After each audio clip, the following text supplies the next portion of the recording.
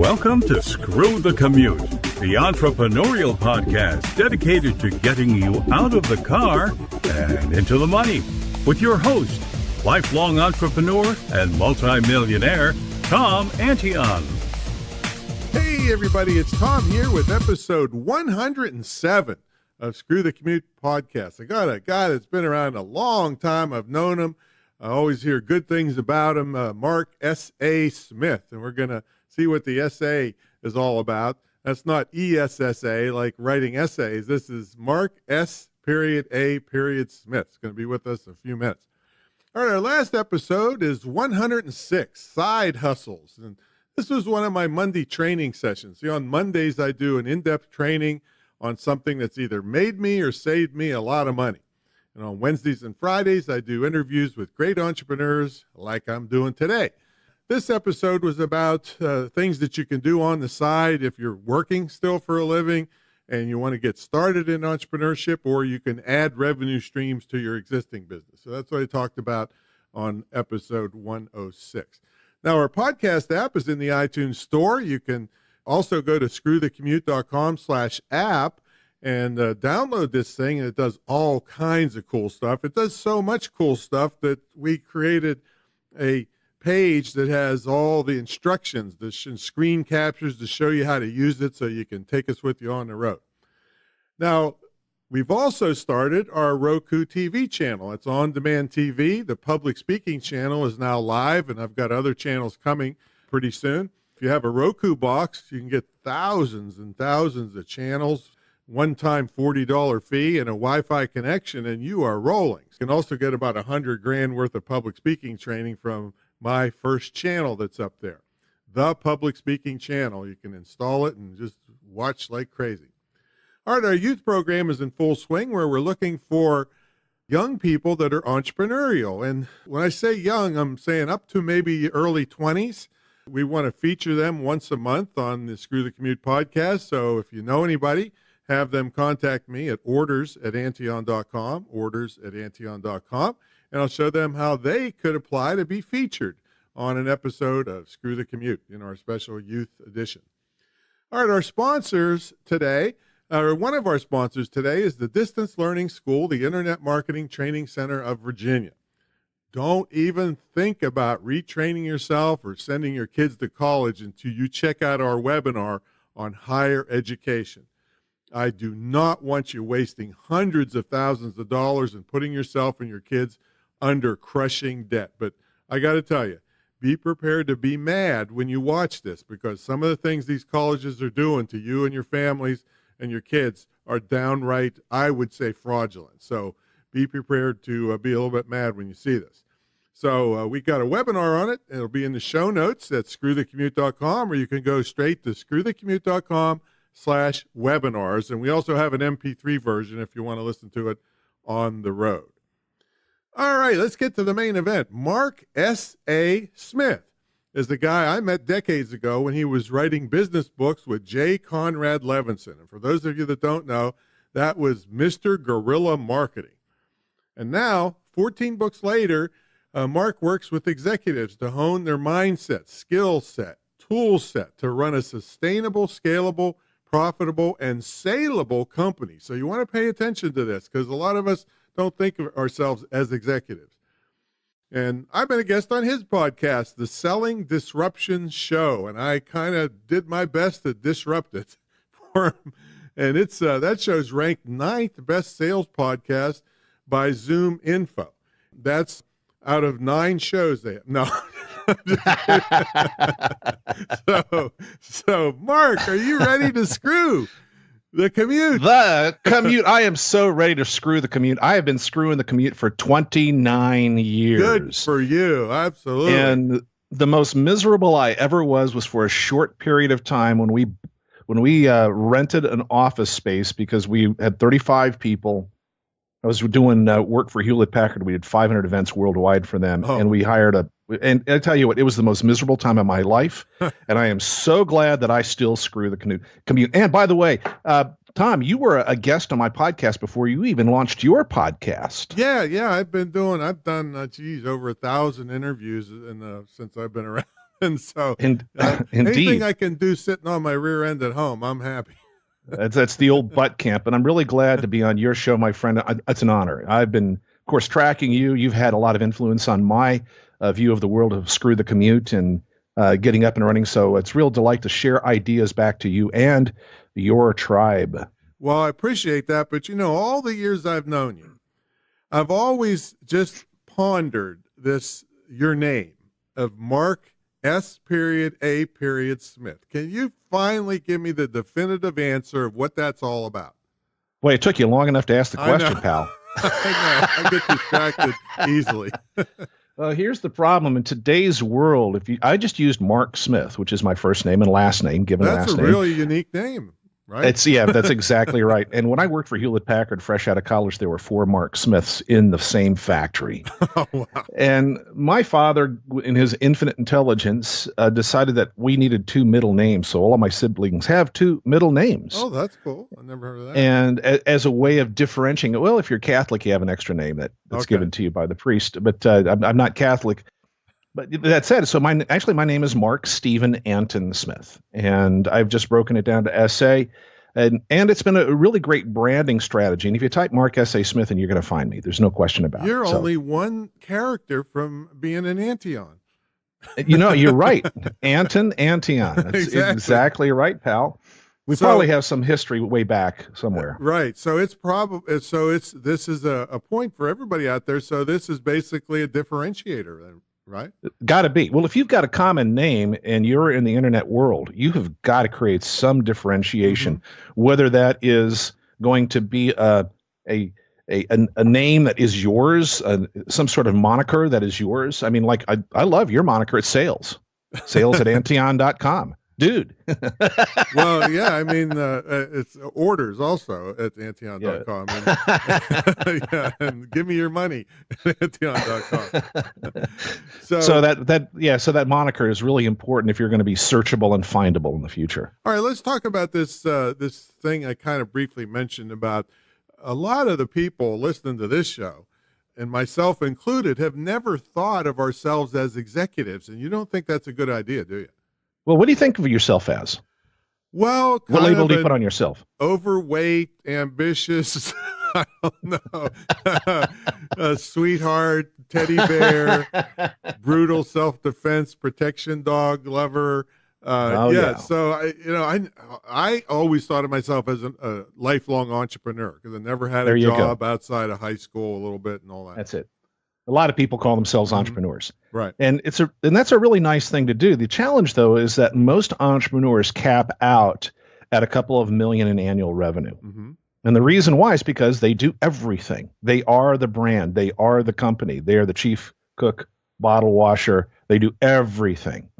And the challenge with that is you can't create a sustainable business other than the way that you have, Tom. I mean, I think about you on a regular basis saying, I have checks that I cannot stop from coming into my bank account. Yeah, exactly. Because of the recurring revenue. Yet most people haven't done that. They haven't created a business where the checks will never stop. Instead, they've created a business where they have to show up and turn the crank. They have to make the sale. They have to deliver the goods. They have to do all of the required overhead to make the business run. And if you have a business that you can't check out, and I mean pull the plug, throw your phone into a drawer, lock the drawer, and leave for a couple of weeks, if not a month, you don't have a sustainable business, which means, A, you can't sell it. Nobody's going to buy a business. Nobody's going to buy a business that they can't add money to, and they turn the crank, and they hire people to turn the crank, and the job's going to get done. So one of the reasons I want people to make the shift around is stop thinking about yourself as an entrepreneur. While it's a really beautiful thing to do, you'll never get rich thinking like an entrepreneur. You have to think like an executive. And actually, Tom, you have been thinking like an executive for a very, very long time. I probably have been, just never used the term because I'm very anti-corporate because, from my point of view as a go-getter my whole life, I kind of see I can't like fathom a 2-week committee meeting to take a leak, So. Well, and that's a dysfunctional corporation. That's not a functioning corporation. Well, a well-functioning corporation actually does not do that. Well, yeah, but what's the percentage of them that's out there? That's what I worry about. And also, I want to get your opinion on this, because one thing I worry about and one thing I rail against is when people tell you to delegate everything. It scares me because people that are starting, especially on shoestring budgets, are targets to be taken advantage of and blow a lot of money because they really don't understand what's involved in what they're delegating. And so Absolutely. they overpay like crazy for stuff. So how do we balance thinking like an executive but not delegating everything where you're out of business before you start? Right on. Or worse yet, a pirate gets invited into the company and it takes over the organization and steals the business away. And I see that way too often. Well, delegation is part of an executive skill, but your job is not to delegate away everything. Your job is to delegate things that you can get hired or outsource for a lot less money than you are worth to the organization. So, for example, if your company's doing $1 million a year, that means that you're worth $480 an hour to that organization. If you take a look at 8 by 5 million bucks divided by 8 by 5 by 52 is 480. So if you are making that much money, your business is making that much money, you really don't have any business doing $15 an hour things or $20 an hour things. And it's about directing or delegating things that you can outsource for less money than you do. Your job as the executive is this. It is to create a future that does not yet exist using methods that have not yet been invented, where best practices have yet to be established. Your job is to direct the organization to where the customer money will be in the future. Now, that's a ripoff of Wayne Gretzky's I skate to where the puck's going to be. Right. But that's what an executive does. And that's how you create a sustainable organization, is you put on your executive hat, you're thinking about the future. Now, you still have to operate day to day until you make enough money to bring people in to run your operations. But the place where people delegate too much, they get taken out, they get ripped off, they get taken over by pirates, is when they abdicate responsibility for critical business functions without understanding how to manage those business functions. That's my whole thing that I worry about, because you get these people on stage that can barely make their crappy car payment, telling you delegate, only do what you love, and I say, hey, if doing what you love is putting you in the poorhouse, maybe you need to rethink that a little bit. Well, the problem is do what you love and the money will follow is missing pieces. Exactly. Do what you love that customers will pay for. Yep, that's an important piece. It's a critical piece. There's no doubt about it. And passion is probably the most overrated element in business, yet underrated when it comes to creation. Now, passion is important for creating something, but it's really lousy for running a business. If I can share with bad decisions. You can, because you're making decisions based on emotions versus based on fact. Numbers. Well, you have to find out where people are willing to spend money with you, and that's where you got to put your focus.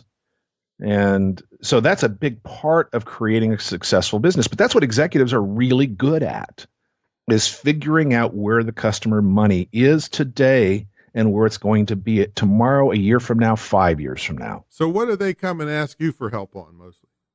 Well, usually what they come and ask me for help on, Tom, and it's probably pretty obvious to me, is I need more money. I need more deals. I need more business. And there's a couple of questions that I can ask people that will tell me almost immediately if they're going to succeed or if they're headed for a fall. Number one is, do you have a written business plan? And what do you think most people tell me? Absolutely not. Absolutely not. Well, then how do you know what to get up in the morning and do? You're being driven by somebody else's agenda. We have to answer email and put out fires all day. I mean, what do you mean? Right. That's clear. I don't need a business plan for that.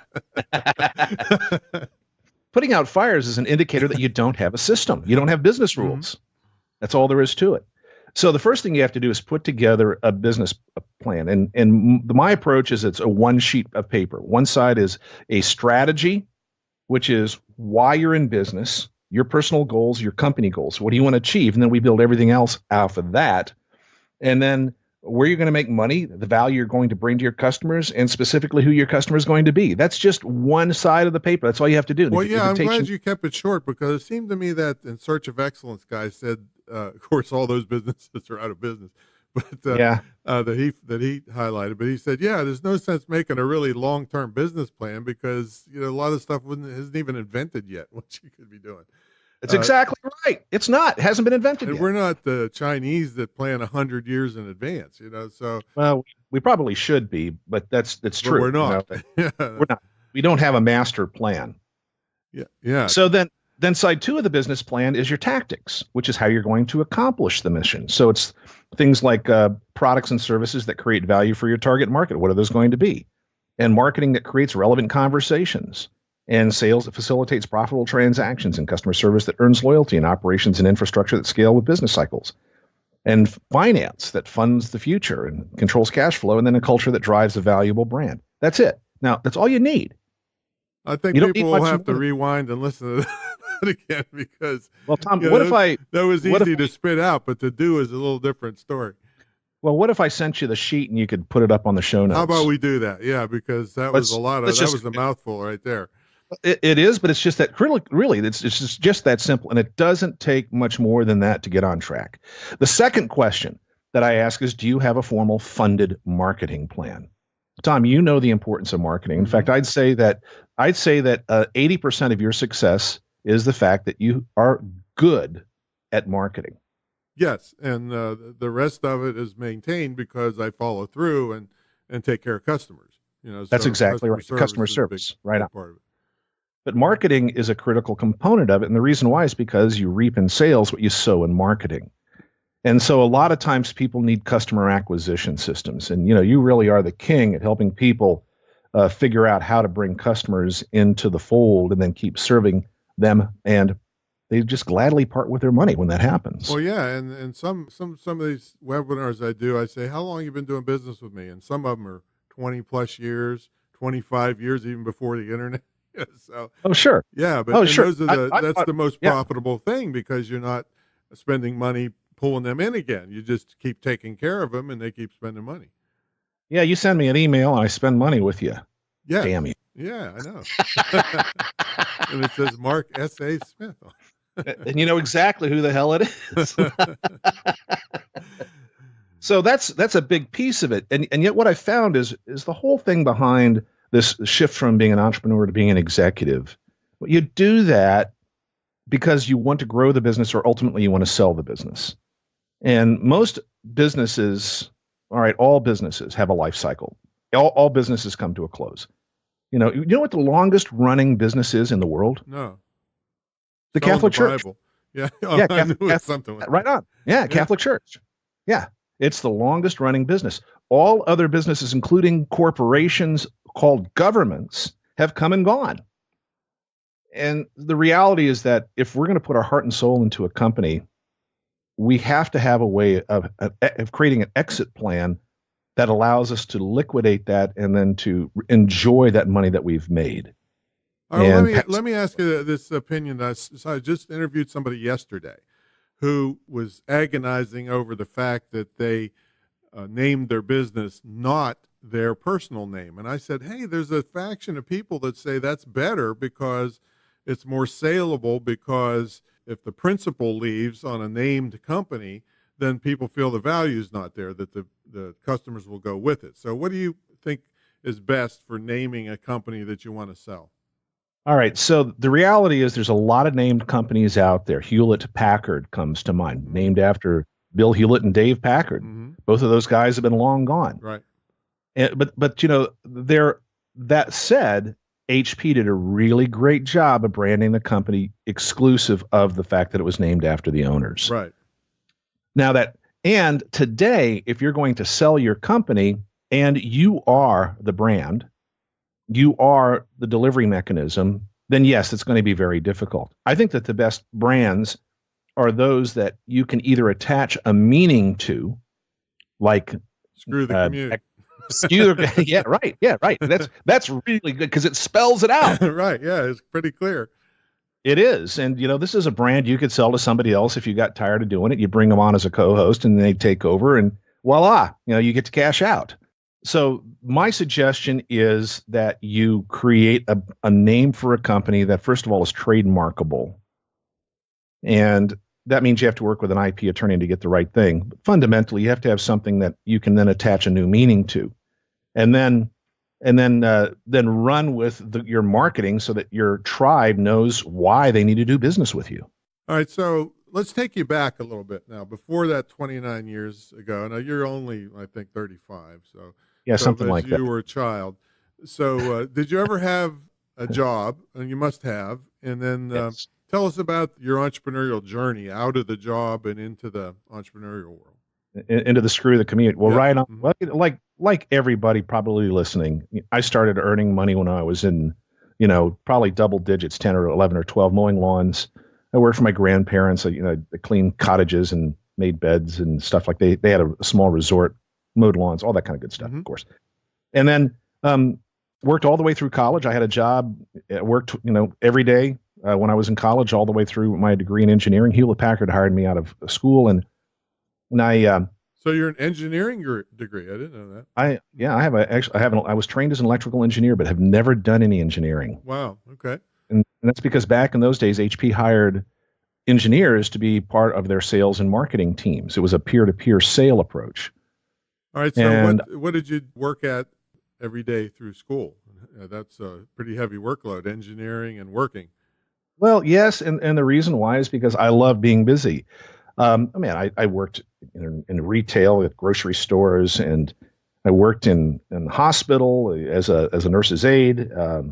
I worked in kitchens, washing dishes, the typical kind of stuff, right? And then in college, I worked in the electronics lab of the chemistry department. So I was fixing broken electronics things, which is kind of an interesting side hustle in that business. But that really taught me that I didn't like what I was being trained to do.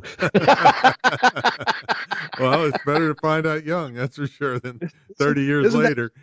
Yeah, right on. So instead, I got into sales and marketing with Hewlett Packard. I lived in Amsterdam for 3 years Wow. and increased that territory by 100% year over year for 3 years in a row. And that's when I really got the taste of, man, I like running my own show. Because when I lived there, it was me making all the decisions.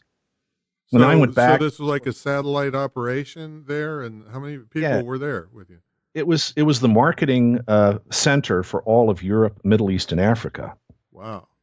So I was always on the road going out there and doing sales seminars and demonstrations. And I was the factory closer. I was the guy that would come in and do the technical sale and get things all queued up. Hmm. And I love that calling with the shots. Went back to the factory, and it was exactly as you said. There was a two-week meeting, decided if we're going to take a leak or not. Yeah. And I said, I got to get out of here. So I joined a small high-tech startup, employee number 13 as director of sales. We sold software. I was with them for a couple of years. When Then you I say spun you off. joined, you were just hired by them, or you were Yeah. partner, or what? No, they hired me in. I Okay. was a little late to the game to be a founder, Okay.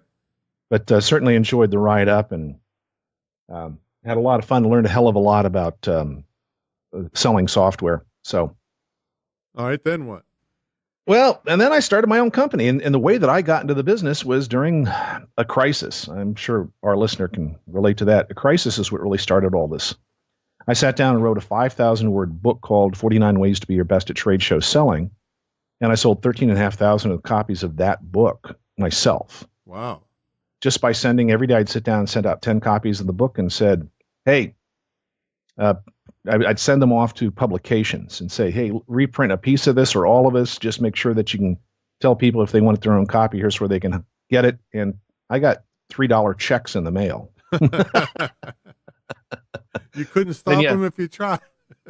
Well, for a long time, they would come for a long time. That was for sure. And so that was kind of the beginning. Of course, that was pre-internet days. And all right, but where was the crisis? well, the crisis was I had a massive leak in my basement. I had a flooded basement, and I had to sit there and babysit it. The fans. Well, we had construction crews coming through, and that's when I sat down, cranked out the 5,000 words. Okay. Yeah, and then that got me on. So this path. you're saying that a poor plumbing job actually started your entrepreneurial career? I would. It was exactly right. It was a bad plumbing job. So did you have money saved up? I mean, well, that was probably some pretty good money in those days, right? For Yeah, the book sales. It actually was. That was back in the days of $5 an hour minimum wage. Yeah, So, yeah. make $3 coming in and. All right, but did you just drop the one working for that startup and then start your own company, or did you transition? Did you have money in the bank? What'd you do? Well, there's another weird story. This was back in the days. I was living in Colorado Springs at the time. That was back in the days of the HUD disaster. The government owned a third of the houses in Colorado Springs at the time. And I bought a house and assumed the mortgage. And the guy that sold me the house wrote me a check for $30,000 to assume his mortgage. Nice. And that 30 grand is what funded my company, the launch of my company. So I actually funded my company based on the disaster of somebody else. Well, other people's money, right? That's what it was. Now that would never happen today. People just foreclose. But what did you spend it on? What did you spend the money on? What I spent the money on was living while I cranked up my consulting business and my speaking business and wrote books with Jay Levinson. And how did you get that connection going? Oh, it was actually the book. Oh. The little 49 ways to be your best at trade show selling. I bumped into Orville Ray Wilson, who you know. Oh, sure. Yeah. And at an event and shared the copy. He says, "Oh, we need to write a book about this." And he introduced me to Jay, and that's how that all started. And then I wrote 3 books with Orville Ray. Guerrilla Trade Show Selling is what that little booklet ultimately turned into. And then, of course, we did a lot of consulting around that. Guerrilla Teleselling, how to create a relationship when you can't be there in person. And then Guerrilla Negotiating, which is the antidote to all the dirty tricks that buyers play on salespeople, getting them to lower their prices. Sort of the anti-negotiating. Yeah. But we have to teach you the dirty tricks if you're going to counter the dirty tricks. So anything crazy, bizarre happened during all this travel of yours? There's always bizarre things that happen. Probably the most bizarre thing that happens these days, I speak for a living. I do typically 65, 70 speeches a year. And the thing that always gets crazy, and listen, listener, you got to understand this. This is really an important concept. The times that I fail is when I let my customer tell me how to do my job. Uh-huh. And it's happened a few times when I got greedy and took a gig that I shouldn't have taken, and the customer started to mess with my formula. They started to mess with my recipe. And when that happens, it doesn't turn out well because they treat me not like an expert, but like an employee. Uh-huh. That's bad, really, really bad. And for example, one time that I let that happen, the person who hired me walks up to the platform while I'm speaking and hands me a note and said, "Please stop. Please stop. Please stop. The president doesn't like what you're talking about." Wow. I would have read the note out loud. Yeah. I got a note here.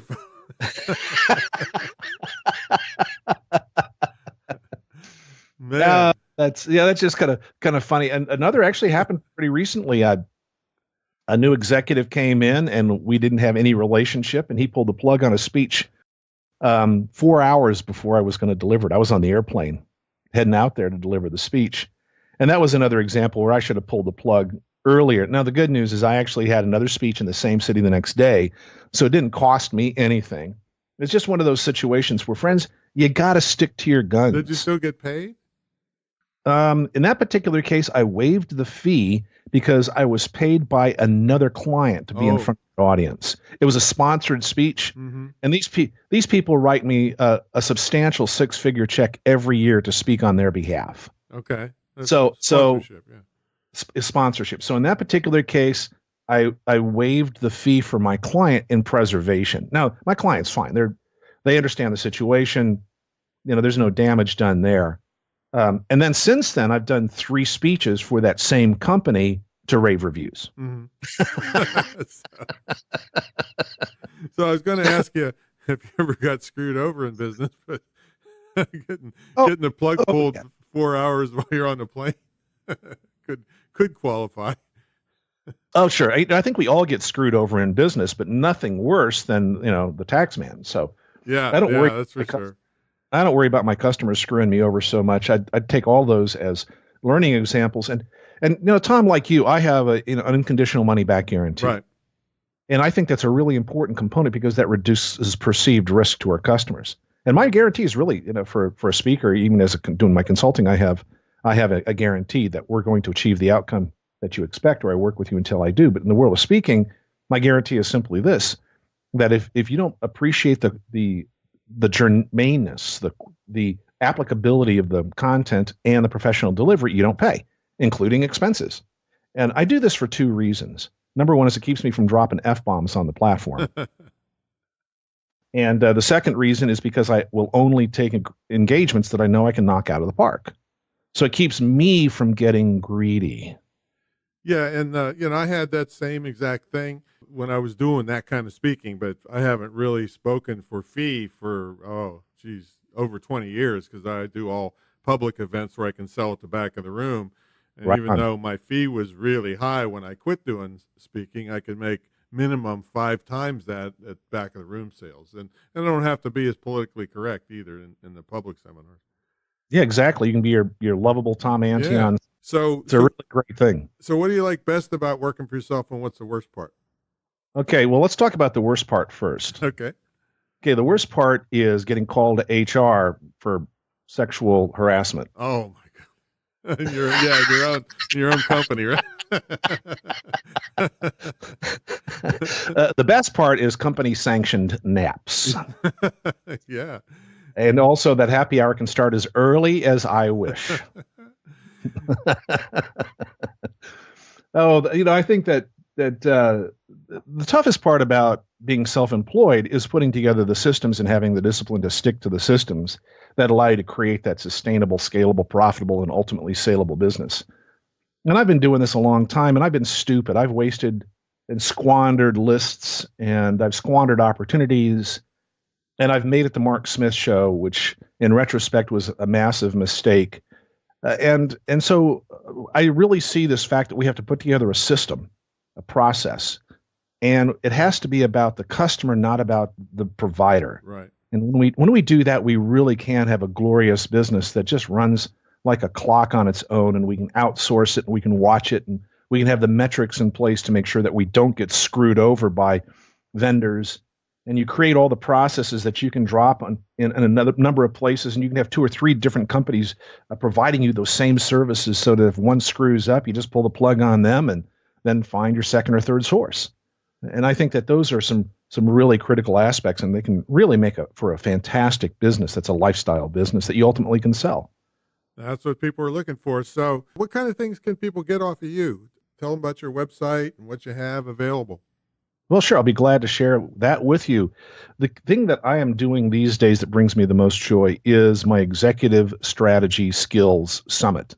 And this is where I help entrepreneurs make the pivot from thinking like an entrepreneur, like we've been talking about today, into that executive mindset. Doesn't mean that you're always wearing the executive hat.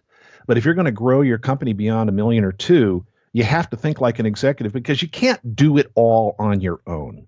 You have to bring in help. You have to learn how to delegate and watch the numbers. You have to watch those key performance indicators so that you know exactly how to run your business.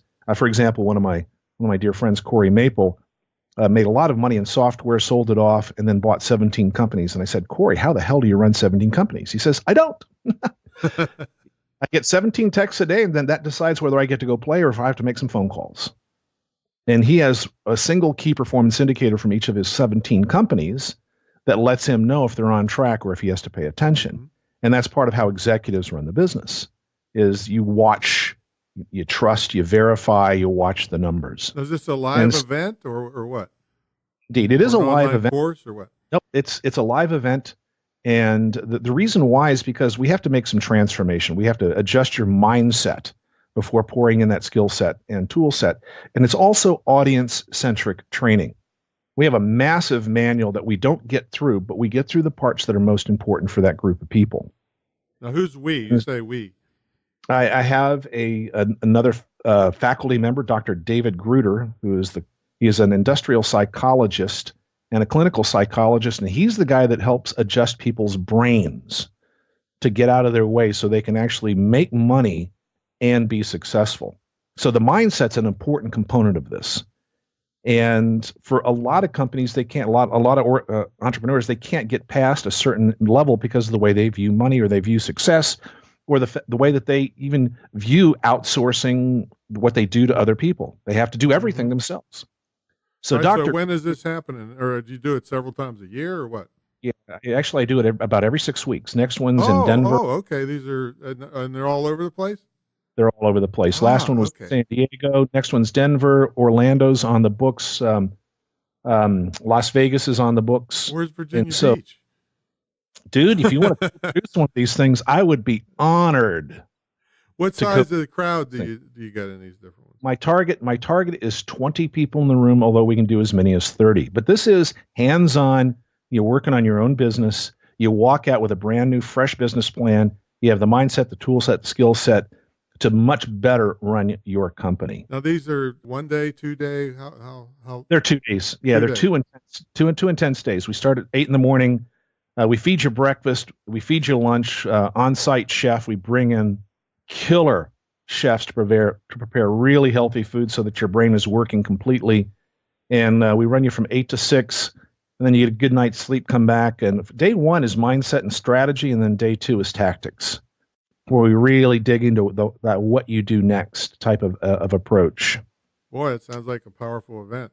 It definitely changes minds. There's a lot of interesting testimonials up on the website where people are talking about their changes. And we have folks that are millennials that are just launching their business. We have folks that have been in the corporate world that come through, and they do it so that they can get a promotion into the C-suite. We have others that have been in business for 30, 40, 50 years that come in and make the adjustment. A lot of people come back for a second and third, and I got some folks coming back for the fourth time. So where's the website? Where can they read about this? ExecutiveStrategySummit.com. ExecutiveStrategySummit.com. We'll have that in the show notes for them. Indeed, it's a great place to go. You see the rundown of what we talk about. You see the bio of myself and Dr. Gruder. And then you'll see lots and lots of videos from folks that have been through the event, sharing their experiences and their insights. Okay, so you tell Dr. Gruder that Tom has a psychology joke. It's never met a psychologist that didn't need one. Well, the reality, my friend, is we get into business to heal ourselves. Yeah, that's right. And you have to go through some pain before you can do the healing, for sure. Now, we all go through dark nights of the soul. I tell you, I know, Tom, this is a truth that I have found out, is that every business owner, everybody who's saying I'm going to screw the commute, believes in some higher power. Yes, absolutely. Yeah, that's at least on those days when they're laying in bed saying, "Oh God, how am I going to make payroll?" And then a miracle happens. Yes, yeah. I mean, it's totally you got to have faith here. If you're in this field, because there's times when you're like, "Oh, why did I do this?" But most people will look back and say, "Oh, I'm glad I did that," for sure. Oh, of course. Yeah. I don't regret anything that I've done or not done in this business, other than the squandering of that 25,000 name list that I generated when I worked for Hewlett Packard. Yikes. Yeah, that's. I know. You'll just have to come over and kick my ass around after that. So we got to take a brief sponsor break, and then when we come back, we're going to ask Mark S.A. Smith what's a typical day look like for him. Maybe we'll do it when he's in the office and when he's on the road, a couple of them, and how he stays motivated. So, folks, Screw the Commute private Facebook group is where you can interact with me, my staff, and with other great entrepreneurs and like-minded people. It's a place where my staff and I put in training and business tips several times a week. You can ask questions and get feedback on things that you are doing. I give you quick tips that have made and saved me tons of money over more than 40 years in business. And myself and my staff also give you more in-depth postings on all kinds of business topics. So check it out in the show notes at screwthecommute.com/Facebook, screwthecommute.com/Facebook, or you can just go to screwthecommute.com, episode 107. So screwthecommute.com/107, and you'll find it. So let's get back to Mark S.A. Smith and say, Mark, well, what's a typical day look like for you when you're in the office and then when you're on the road? Well, I like most entrepreneurs, I wake up early, and my brain turns What's early on. to you? Where do you live? You live in I live in Colorado? I live in Vegas. Vegas. Okay. Yeah. So my brain turns on around 4 o'clock in the morning, and I lay in bed and do a lot of my heavy lifting for the day when nobody's bothering me. Mm-hmm. Got it. I haven't checked email, nothing. That's when I think about what I want to accomplish, my goals, my systems, and I get a lot of answers at that time. My brain's actually working pretty well. And then there's a time when I feel like it's time to get out of bed and start to take action. So fire up a cup of bulletproof coffee, and then Okay.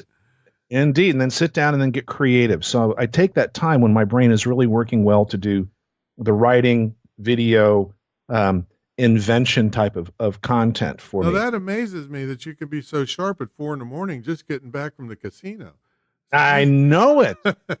It's the magic of those Vegas drugs, baby.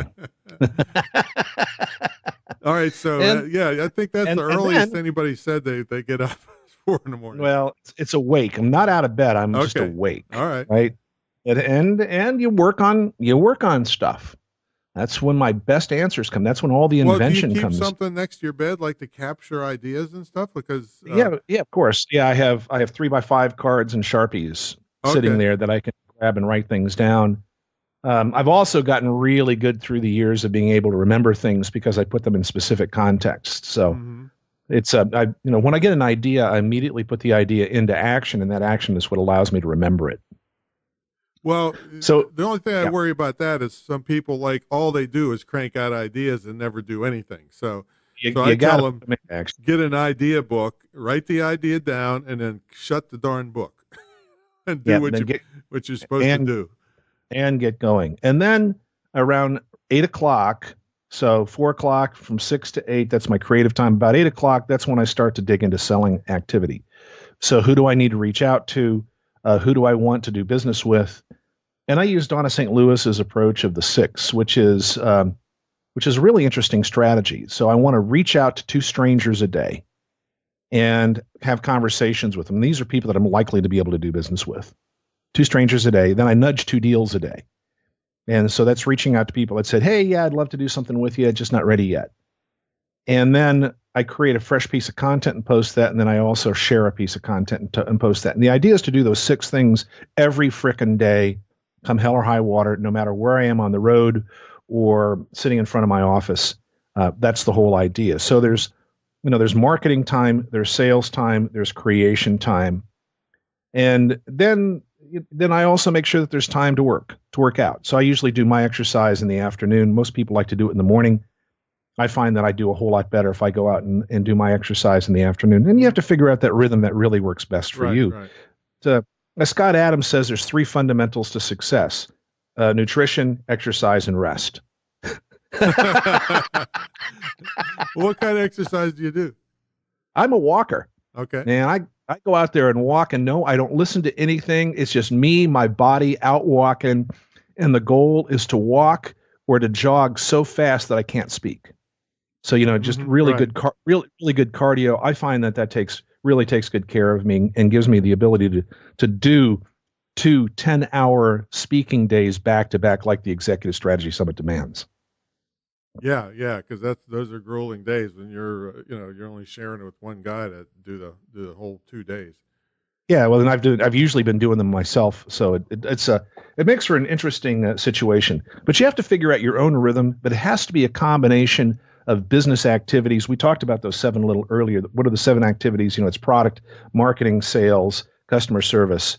It's infrastructure, finance, and culture.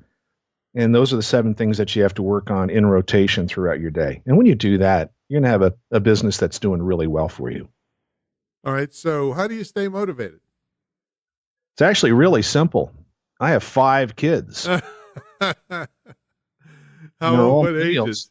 The good news is that I have 23 to 29. The good news is that none of them live at home. Oh, there you go. Okay. So you're not. That said, I want to make money so I can do fun things with my kids and my wife and any grandchildren yet? One's coming on the way, man. That'll be your first one. My first one. Yep. Wow. It's exciting, really exciting. It's kind of cool to be thinking about that. I'm going to be a granddad. Well, I got a grandfather joke or grandparent Oh, joke. Yeah. So why do grandparents and grandchildren get along so well? I, I, I can't think of a snappy answer right now. It's your turn. All right. So why do grandchildren and grandparents get along so well? They have a common enemy.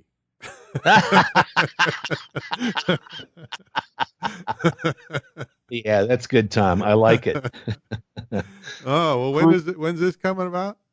No, we're about 6 months off. So, Oh, okay. Well, boy, we just had a big Fresh. scare. I don't know when people listen to this, but my trainer was living here while their house was getting finished, and she was pregnant, and they rushed her to the hospital 3 months early and had to do a C-section and take Oh my. the baby out. So this just happened yesterday. So Oh my goodness. yeah, the baby was 1 pound 14 ounces, Wow. and Blessings. 12 inches long. Yeah, and viable. Everybody's saying it's things are going okay. So Wow. yeah, it's pretty crazy. But Well, blessings to that. That's yeah. amazing. Yeah, and Thanks I'm godfather to one of the little girls. She's a hoot. But so what kind of parting thoughts do you have for we call them screwballs that listen to this show?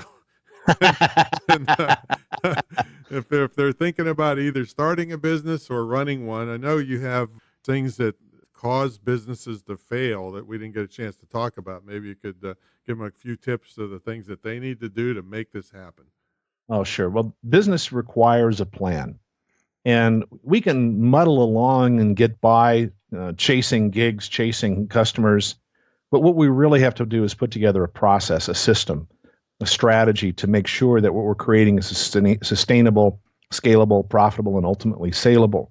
So make sure that you stop and do the planning. The planning is a critical component. It doesn't have to be complex. It doesn't have to be, it's a living document, but you have to take the time to plan and budget for activities such as marketing, because those are the elements that are going to lead to your ultimate success. And then take time off for yourself. I take 1 day off a week where I do absolutely nothing related to the business whatsoever. Oh, you're a slacker, man. Jeez.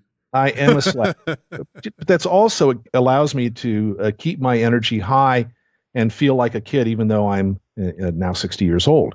So we have to allow ourselves to be human. The rest, the nutrition, the exercise are critical to our long-term success, as well as the systems that we generate. And when you do that, you're going to be as successful as you wish. Great advice from somebody that's been there and done that for sure. 29 years worth and counting, right? Oh, I do have one other idea for you. Sure. Don't ask anybody who hasn't done what you want to do for advice. Yeah, exactly.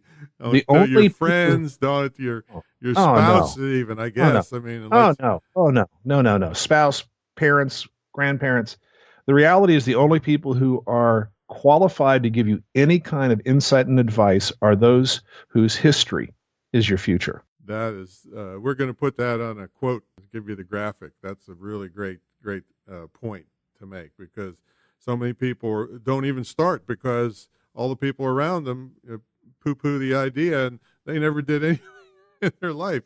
Some of them because they're jealous, they don't want to see you getting ahead, and some of them don't know any better, and so it's just never a good idea to take advice from. Well, it's like I tell people, I have a big sign on my school. It's like if your web designer was so good at making money with online, why would they be working for you? Yeah, right. So let them put the website up, but don't ask them for advice on making money. That's never right. Done it. And never ask your attorney for business advice. Never ask your accountant for business advice. Yeah, because they're programmed to say no before they even. That's right. And yeah, they're very too conservative. And yeah, you don't want to make wild, crazy mistakes, but you don't want every great idea. I mean, if attorneys were involved in every great thing in this country, we'd have never had them. Because that's right. The people would have been stifled. So thanks so much for coming on, man. It's been great catching up with you. And give us that name of that summit and the website again, please. Exactly. ExecutiveStrategySummit.com. ExecutiveStrategySummit.com. check it out. And I'm delighted to spend 20 minutes with anybody who's listening right now if they just want to have a conversation and check in with me. If you want to do that, please do. You can go to that executivestrategysummit.com website. There's a place for you to get on my calendar at the bottom of it. Just go ahead and do it. And I'd be delighted to have that conversation with them. That's really great and generous of you. Thanks so much, Mark. So, thank you, Tom, for generosity through the years, sharing your insights, man. I love you, my friend, and I'm grateful for everything you've shared with me. Same here, bud. So, everybody, I hope you liked this episode. This was episode 107. Make sure you check the show notes where Mark also is going to give us one of those sheets that he rattled off a bunch of tips for us. So we're going to put that in the show notes too. So remember to send that to us, Mark, and we'll put it there. And subscribe and review over at iTunes, and make sure you get that podcast app. It's going to make it really easy for you to take us with you on the road so you can hear the Monday training sessions and all the great entrepreneurs like Mark who grace us with their presence. So we'll catch y'all on the next episode.